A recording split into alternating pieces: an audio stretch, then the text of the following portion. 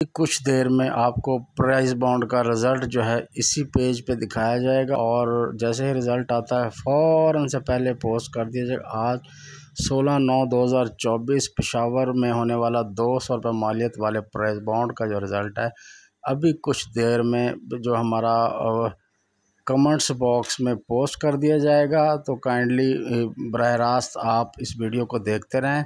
जैसे ही result announce होगा सबसे पहले कमेंट्स बॉक्स आप चेक कीजिएगा और कमेंट्स बॉक्स में इसका रिज़ल्ट जो है वो पोस्ट कर दिया जाएगा।